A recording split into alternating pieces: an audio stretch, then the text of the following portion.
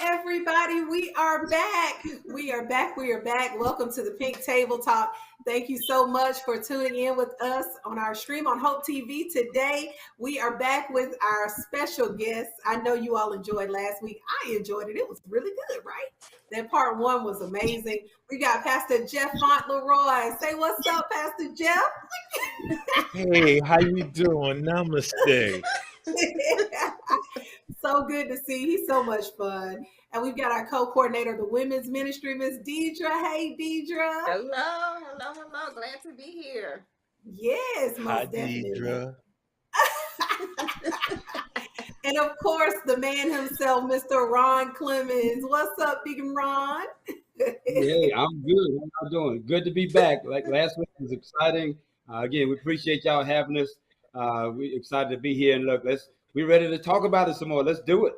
Yeah. So I'm your host, Laria Reed. We are here. We are picking these men's brains. We are finding out some information, some questions that some of our women have that they want to know, that many of us want to know. And we just got this platform today. So make sure that you tag a friend, put somebody's name in the comments so they can watch it, share it with somebody, text them, let them know that we're on, because this is some good stuff with these two guys of what they've given us so far. So I'm going to let Deidre lead off with our first question, and I'll come on back. Miss Deidre, what you got? I want to know what question you want to know. Y'all ready? Okay. Let's go. So this question is mainly about you two.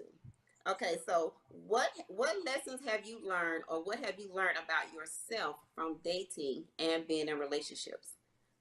Good and bad. Oh man, honesty is the best policy. Honesty is the best policy. Real talk. Like, be able to communicate effectively, the good and the bad. Like when you see that there's a potential for things to go bad, be honest. And if you are the cause of it, be all right with saying, "Hey, listen, I messed up. I'm sorry. How can we get this right?" Because if you're dating, prayerfully you have thought about your future and what you want the person that you want to be with for the rest of your life, or if you just want to be with a person for a period of time. Either one, I pray that you have given some thought to the person that you want to be around. So be honest. Be honest. And if in fact you feel like, you know what, this is not what I thought it was going to be, I'm sorry, I had a great time with you, then, you know, be a friend in that. Be honest in that. But, you know, if you're looking to get married or something like that, again, whatever it is, be honest. Be honest. Honest to God. It helps. Wow. Yeah. Okay, I Ron. agree. Coming from, and again, I'll give an example from somebody who was married for a long time. What I've learned is know what you're willing to put into a relationship before you get in a relationship, and Okay. be willing to maintain that energy and all of that throughout the duration, through the peaks and the valleys and all that, because all of those will come.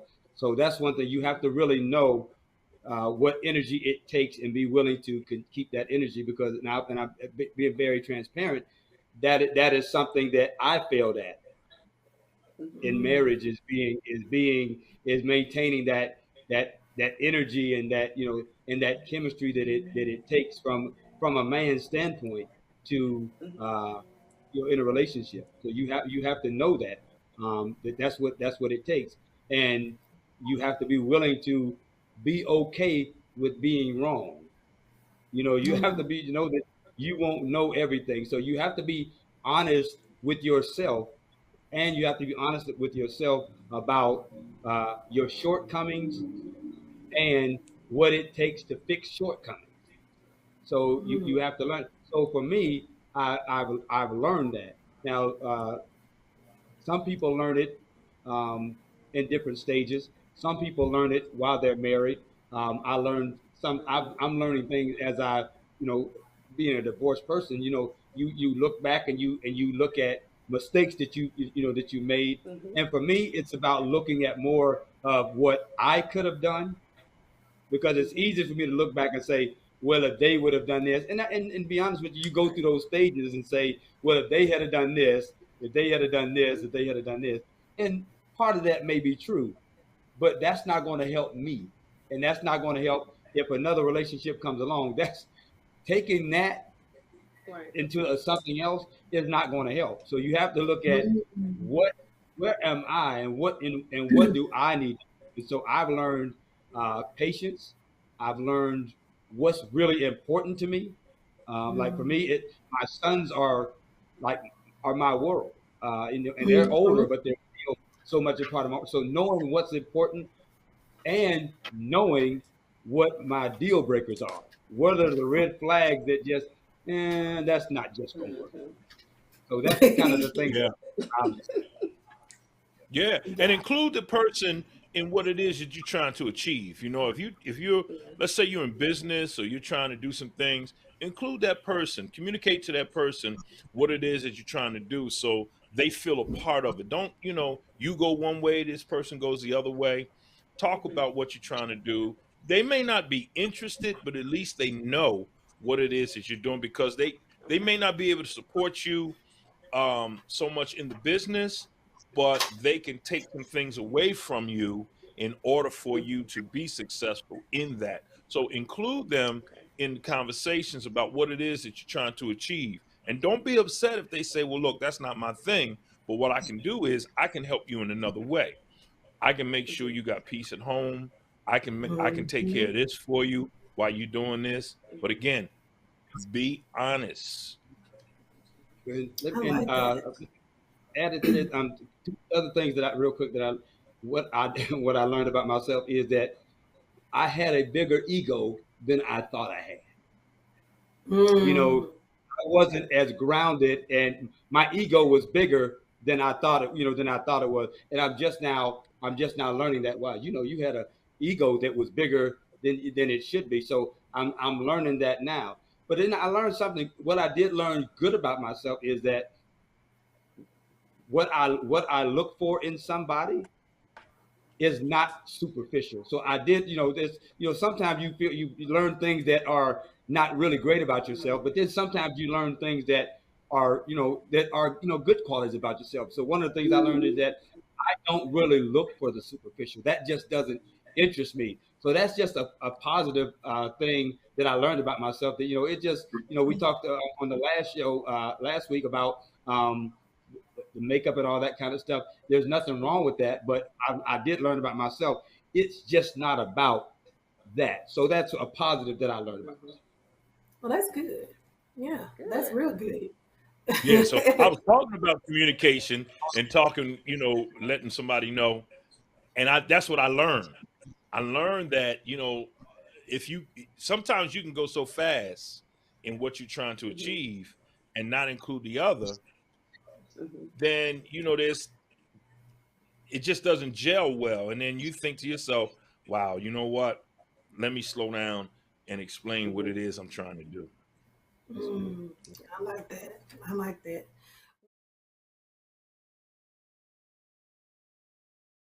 We grew up with those kind of thoughts and sayings like, oh, Lord, I don't want to take all of God's glory. Honey, who do you think you are? You can take God's glory. You haven't done anything. When was the last time you made a sun rise or a tide go in or out, or you set the stars in its place? So we can't take God's glory. I was concerned if you was going to preach us tonight. You're preaching us. You're preaching us.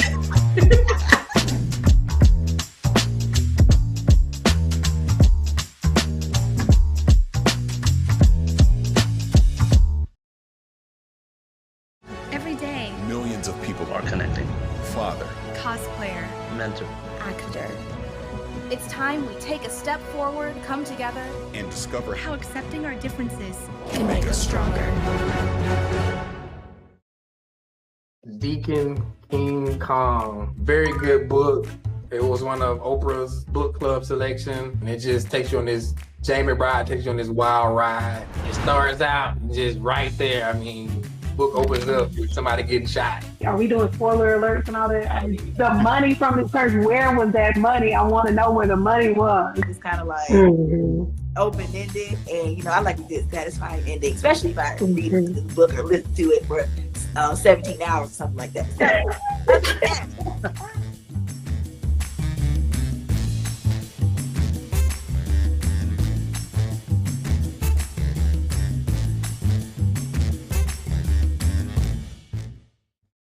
Well, kind of switching gears to our single women. This is kind of a practical question about shooting our shots. Is some of us are out here balling, some of our ladies, and they're shooting shots left and right. They're like, "Hey, how are you doing, brother?" They don't wait for you to come up to them. They come up to you and say, "Hey, how are you doing? My name is so and so. Would you like to grab a coffee?" Or, and what is that cool? Do you all feel like woman should? I'm trying to figure out how to put this. Is it a way to shoot your shot that's cool, or is there a way that's not cool? Or should a woman, if from your perspective, just come on out there and say that she has feelings for you, she likes you, she wants to start something, or should she wait for you all to make a move? Like, what do you think? You know what? Can I jump in here? Mhm. It's funny, man, because when I saw my wife years before we started dating, I shot my shot. I was like, oh, so I'm getting ready. She lived in Philadelphia. I was in Atlantic City, in Jersey. I was like, hey, I'm getting ready to come to Philly. Like, hey, where you live in Philly?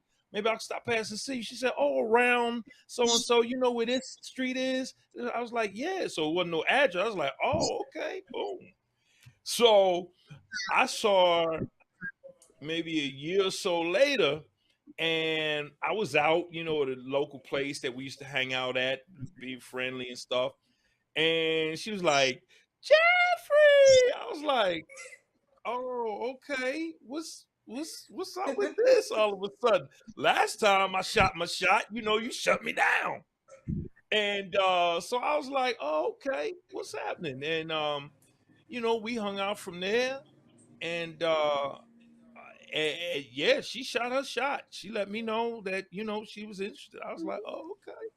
And so if it's tasteful, yeah, if it's tasteful. Yeah, I agree. Look how you I look. think now y'all see what I do. I deal with on our show every week. Yeah, right. He's like, he'll say if it's tasteful, and then I'm Right, like, well, right. what does that mean? Right. But no, he's absolutely right. There's absolutely nothing wrong with a woman doing that. There's nothing wrong with it at all. Again, men like to know, just because again, um, a man might have his eye on somebody and not know her status or anything, and she may be thinking the same thing. So he may be just kind of waiting to see. Because sometimes men don't want to be disrespectful in their approach. So we kind of hold back until we get more information. So if she if she's interested, there's certainly nothing wrong with at all. How you shoot your shot is more important. Right. Shooting your shot again, showing a picture of you turned around with your behind all sticking on your post and stuff. That's not it. Again, you lead with the best part of you. And if you leading with your behind and that's the best part of you, guess what? No, thank you. Not again. It depends on what you're looking for. Now, you looking for a one night stand or somebody to just kick it with for a minute. But if you're looking for somebody who, like, I'm ready to spend quality time with somebody and do, travel with, go to museums with, go to church with, have dinner with, spend time with, then there's nothing wrong with it. But we want the best part of you. And again, so you saying, hey, can I ask you a question? Are you dating or anything? Or if you have their number, texting them, something like that, or even, sending a message to a friend, hey, can you find out about them? And hey, this person wants to know your status. There's nothing wrong with that. We don't think less of you for that at all. We just don't, again, men who are looking for somebody to spend quality time with, we're not interested in your your body and all that stuff only. Now, you know, if we get into a relationship and it goes somewhere, we'll get to that. You know, we'll get to Yeah. we'll get to that. You know, we'll get to that. You know, we don't. You know, we'll wait for quality woman. We'll wait for that. You know, we're not trying to rush to get to that point. Yeah, and you know what? Like when my wife shot her shot, it was just an opening. That hey, I see you. Hey, I see you. Hey, I'm interested. Hey, I'm here. Now the rest was on me. So, you know, I would say, yeah, shoot your shot, but still let us hunt. Let us be men, because that's what we do. That's good. That's a great point. I was going to tag on to that. Just don't just open up the gate and let us in. Right. Like let us, you know, let us do what we know how to do. Let me show you that, you know, I'm interested in you. Let me show you what kind of guy I am. Let's talk. Let's hunt. But if you just open up the door like, here you go, yeah, that's good. You make the introduction, but let us don't try to open up. And here's a mistake that some ladies make. It's okay for you to express, you know, the express how you feel, but don't try to lead the relationship. Yeah. You know what I mean? That's fine for you to say, hey, I like you. But like Jeff just said, okay, all right, you like me, okay, I like you too. Now let me take it and run with it. Let me lead. Don't you? Yeah. Well, next week we going here, and then next week, whoa, back up. Let me take the lead. Don't you try to rush it, because we do like to hunt, and we do like knowing you like us is one thing again, but a man still wants to prove himself to you, and he can't prove himself if you always up in his face. Well, it's too easy. Now we don't like a real man. We don't want it to be that easy. A real man. Yeah, we don't want a real man wants to hunt. Yeah, we chase after the stuff that we find valuable. Miners don't go in the ground, looking for, look stone. They looking for diamonds and rubies and stuff. They spend time. So yeah. Trying to get that down. I like that word, the opening. So I get that what you were talking about with your wife, Pastor Jeff, about her. She gave you the clearance, like, right. Whenever you're ready, I'm here. But she did it in a subtle way, a feminine way, to make you feel like you could step in. Right. Okay. Right. And I think that's the part that's really shooting your shot, is opening the door. Yeah, and sometimes you don't even have to go and say a whole lot. It's your body language sometimes. If a man comes up to you, but sometimes shooting your shot is if a man approaches you, just being open, and if your body language lets him know, okay, she's receptive. You don't even always have to say anything. That that shooting your shot is, he goes up and he compliments you. Thank you very much. I try to look my best. You never know who might be out here. That's letting him know in a subtle way. Okay, she might be down for it. I've been checking her out. So, you don't always have to go up and go all the way, but just be, like I said, create an opening for a man to come in. Yeah. That's it. Y'all got some good, y'all putting us in the spot with these questions. Good. I'm trying to tell you, set the path. Set the path. Set the path. Okay. I like that. I hadn't thought about it that way. I like that a lot. All right, Deidre, it's back on you. I'm trying to see, what do I want to ask the men? Anything you want, Deidre. Anything you want. Okay, this is about business and relationships. Okay, so how do you feel about business and relationships together? Do you think that would put stress on the relationship, because you're with the person all day long? Now we got to come home, and now we got to be husband and wife, do the kids and all of that, but the business has been stressful. How do you feel about that? Do you think that takes a toll on a relationship, a marriage, because you're together all the time? Wow. So it's never like any away time to give the person Yeah, time you gotta learn how to balance that. My wife and I, we had a UPS franchise back in Jersey, and she ran it during the day, and then I came in after I got off. I was an officer, and when we came home, that was it. We home now. UPS is over. Okay. Store is closed. Okay. You know, we're home now. So that's something that you will have to learn how to balance and understand that when the business shuts down, which it never really does, but when you Right. get home, because we had small kids at the time, we had to do homework, track practice, or oracle contests, all that kind of stuff. So it's got to be a balance that you guys work out, and but it can be done. I've seen many successful partnerships in business, but you have to be intentional about Right. making it work and setting some boundaries. Yeah. I Yeah, like that. yeah, that's it. Because again, like Jeff said, and I know people who have done that in business, and it can be done. But just like you said, you have to make the business day the business day, and then when the business day cuts off, there's a relationship that starts. You cannot have the relationship. You can't be the married couple. You can't be in that role in the office. You're married, but you have to. It's business. So even if you interact during the day, it's business. It's hey, this is the business. It's about getting this thing from point A to point B. Now, when the bell sounds at the end of the day, we walk out that door and you get home. It's a married couple. So I do think that now you might want to look at how you spend that day, because I don't think anybody. It's very difficult for you to spend all day long with somebody in the same space, go to lunch, go home, because there is no break from that. That can be a lot. But if there's some people that work in the same company, they work on different floors. They may not even see each other, but throughout the day, then you go home, so you don't. It feels like just a regular day. They may not ride to work together. They may just have two separate schedules. So I think it's easier that way. But if you have to be in the same space, you have to create those boundaries as though I'm Mr. Jones and you're Mrs. Jones at work. And when we get off work, hey baby, I'm home and all that. But those boundaries are important.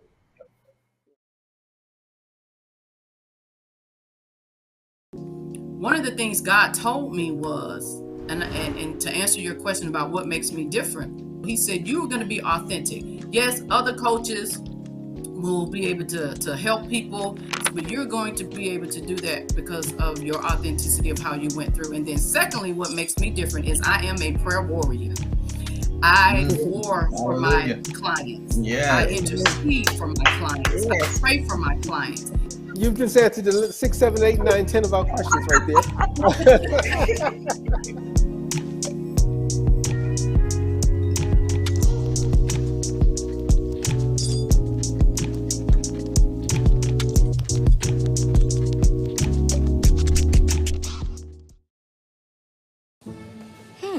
Maybe you can make retirement happen. After all, you made her college years happen. Opening that education savings account when she was little. Spearheading a campus tour. And another, and another, and another, and another. Bam! Deciphering financial aid. She was like, what? And now she's like, you aced planning for college. Now get the tips you need to get on track at aceyourretirement.org. I was one of those Baptist babies born on the pew who remember songs like, so forget about yourself, concentrate on him and worship him.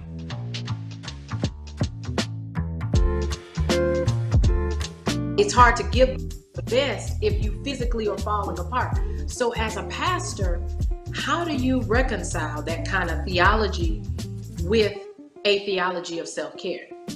The best gift that I can be to my congregation is to model it. God is concerned about every aspect of who we are.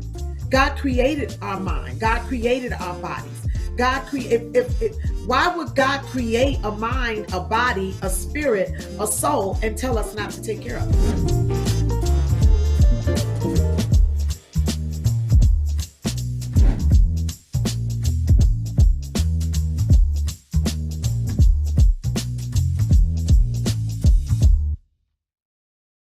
Yeah, one of my questions, I was having this conversation with a friend of mine, and we were talking about men who lose their wives and how quick they get back in the game, or how fast compared to women.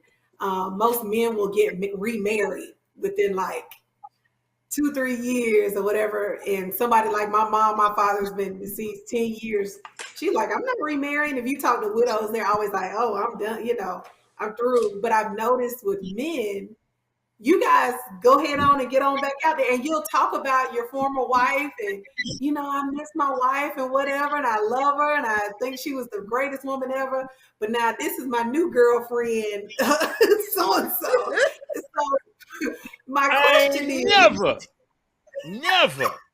ever doing it again. I got my dog. I got the remote.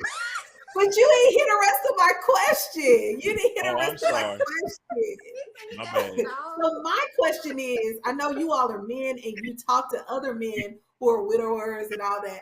Why is it that I know the scripture said man should not be alone. Is that really the way you feel? Like you really need to have a wife? Or is it, do you all feel there's a reason why that happens compared to women? I don't know. I think they gluttons for punishment. I mean, all right, I'm sorry. For me, it's year 31. And, God forbid if something happened to my wife, I don't think I would ever be able to do it again, because we've shared so much and we're so open. I don't know if I had the energy that it takes to establish that again. And so for me, I'd be good. You know what I mean? I got my dog, I got my kids, I got my grandkids. I'm just gonna chill and watch Netflix and chill. Yeah. I think it depends on where you are in life, because especially when you have older men, and something like that happens, the thought of being an older man, you get in your 70s and that happens, and you've been married 40, 50 years, the thought of spending those last 70s. Not yet. You get that. That's what he implied. That's what he was saying was. He's like, wait a minute, is he talking about me? No, not but the thought of living those last 20 years or so, if you have them when you're 70, it could be very depressing, because that's the stage where a lot of men are retired. They're thinking about traveling the world with their spouse.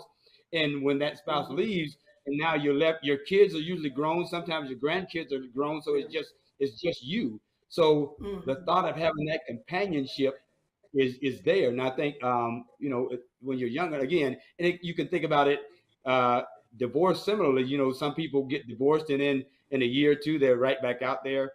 Sometimes, some of it takes a while because there's no rush. And for a lot of people, especially if you lose a spouse, you want to make sure that what you get the next time is not the same, but the quality is there. You don't want to have a great 55-year marriage and then you go out and now this next person is just coming in. They're nothing like your former wife. They don't cook, they don't clean, they don't want to travel. So you like, wow, what did I do? So no matter how you find yourself single again, I think you want to kind of find out, make sure that, I know for me, if that ever happens again, I don't want to make the same mistakes that I made before. You want to learn and be at a place to where I am ready to receive that now, and I'm at a good place emotionally, financially, all of that, because all of that plays into it. Some people do it again because I can't do this by myself. I need that other income. So, you just have to look at all of those things. So I just think there's a myriad of reasons, but I think companionship is probably the first one. That some people the thought of just being alone in that old age is, is a lot. Women are usually the caregivers and the ones who run the house. So they're used to doing taking care of managing that household. So they are a lot of times more equipped. Y'all not going to starve. Y'all know how to pay your bills, and y'all gonna be able to sustain yourselves. Men, sometimes we gonna be going to church with a purple suit on and a blue tie and yellow socks, because She's not there to match her clothes up no more. So we need that. Nah, I'm That good. makes sense. I'm good. Y'all need some I'm help, good. is what you sound like you're saying. Nah, I'm We need good. some help. I may have a friend zone. You know what I mean? Like, okay, friend zone, but all that other stuff, nah, I'm good, man. I'm Let me good. tell y'all something. I pray Pastor Jeff is never single, ever. When Because you that need to thing use there, Yo, y'all in trouble. If I'm single again, man. I tell one of your children they gotta move back in with you to monitor Oh, you. You would need immediately. you would need supervision. Immediately. Yes, you do. Immediately. Yes. Exorcisms. Jesus, Mary, Joseph, John, Everything. James, Obadiah, everybody. Everybody need to go get healed because that thing there with that beard right here. I'm be on my big Denzel.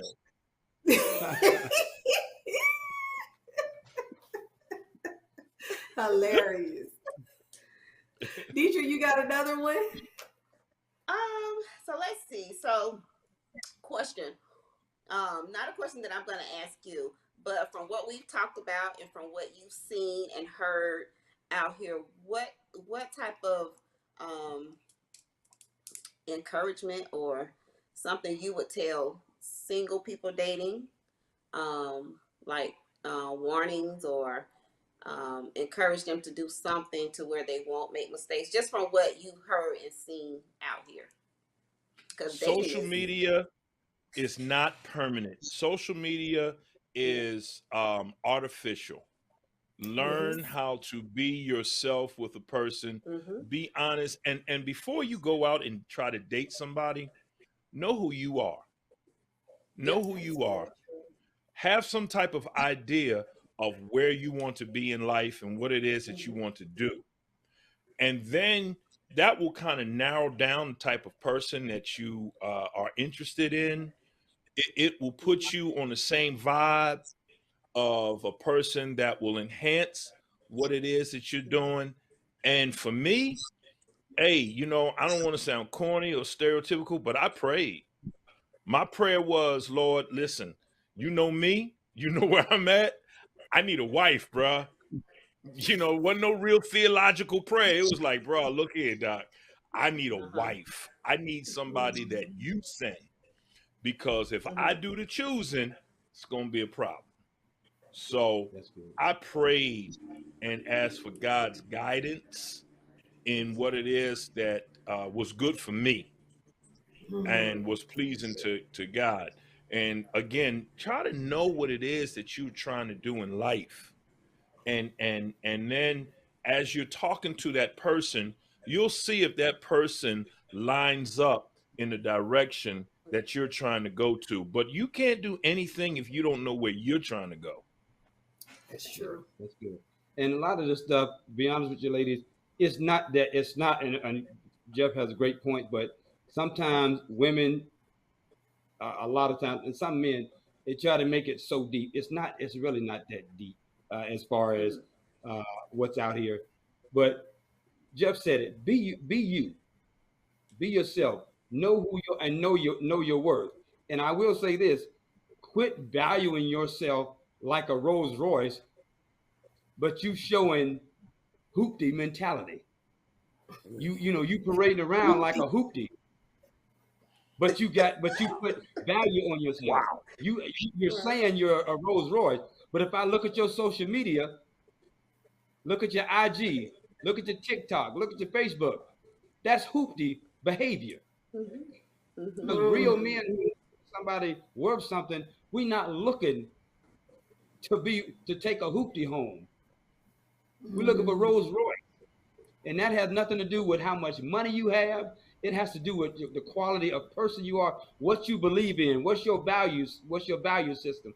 And start and pay attention to the red flags. Quit ignoring the red flags because you're afraid of being by yourself or you're afraid of what's out there. You know your worth.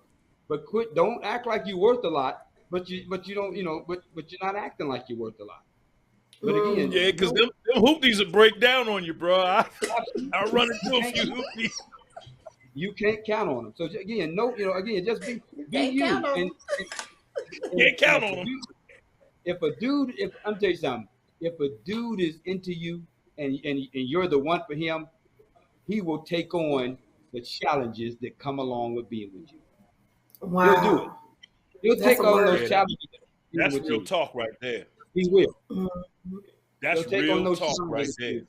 He will. He will. You may have kids. He will say, you know what? Let's just have an understanding about the kids. You may have money issues. He may have money issues. If a real dude or a real lady will say, you know what? We're going to figure it now. We got to come up with a plan because we may be in this spot. We ain't going to stay in this spot now. We're not going to do that.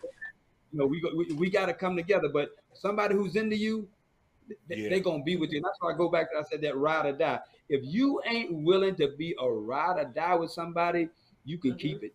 You can keep it. Because it's easy when somebody's on top and they got everything going for themselves. It's easy to join the party then. But will you stay with somebody if they have nothing or lose it all? Stay away from the hoopty. It don't last long. They don't. That's right. Because like you were talking about. Y'all some manual windows, you got to roll down the manual windows and stuff. Leave them alone. Hey, that hoopty gets you around the corner though. He said just around the corner, not anywhere, but just around the corner.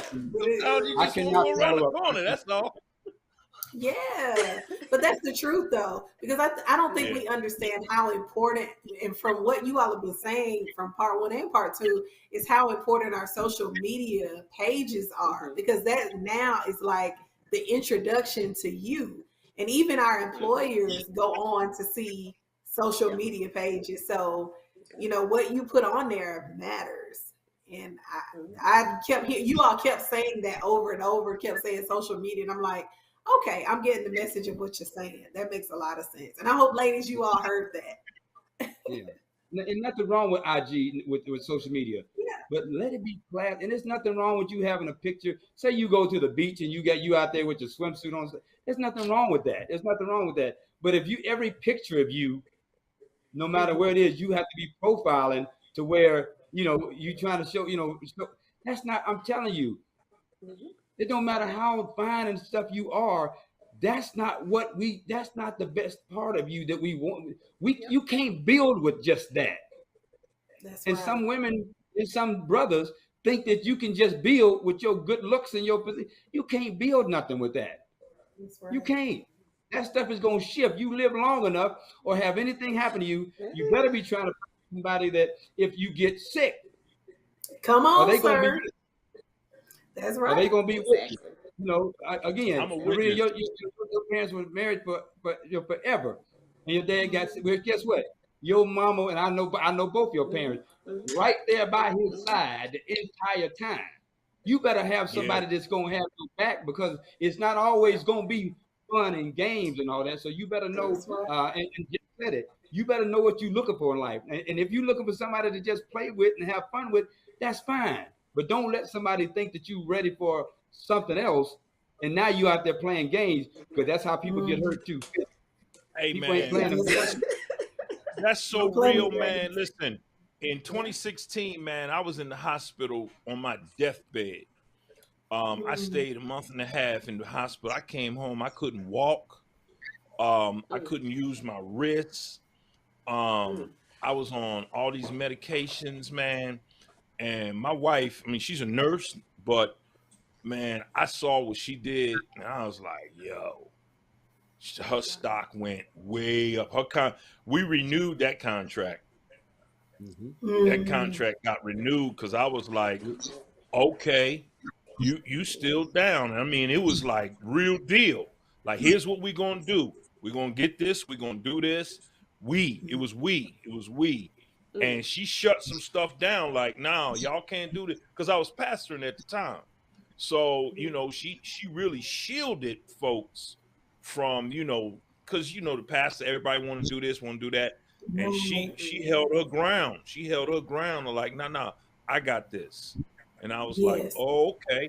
And that was really not her true character at first, but she realized that, okay, I got to step up and protect our investment. Right. So, yeah, that's why it's real important for you to know where you're trying to go and be led to somebody who you think is going down that same path. Because like Ron said, man, you ain't always going to be, you know, felt like me. That's right.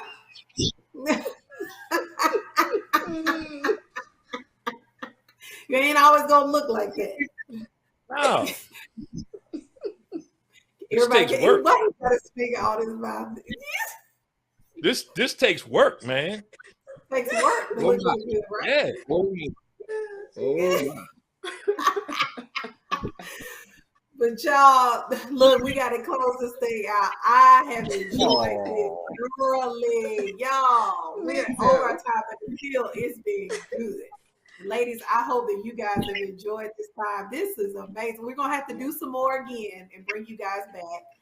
And hopefully we can do some I pray that somebody get some help from this. You know what I mean?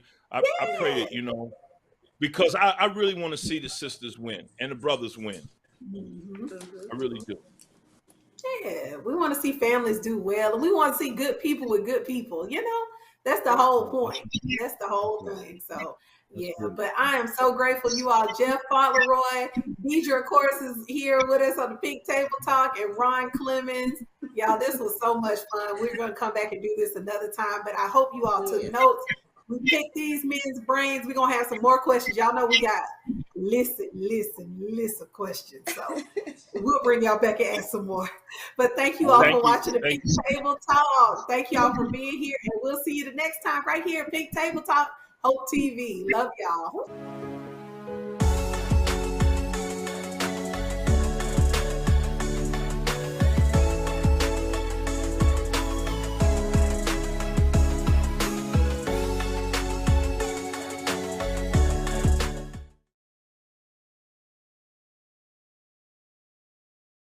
We grew up with those kind of thoughts and sayings like, oh Lord, I don't want to take all of God's glory. Honey, who do you think you are? You can take God's glory. You haven't done anything. When was the last time you made a sun rise or a tide go in or out, or you set the stars in its place? So we can't take God's glory. I was concerned if you was going to preach us tonight. You preaching us.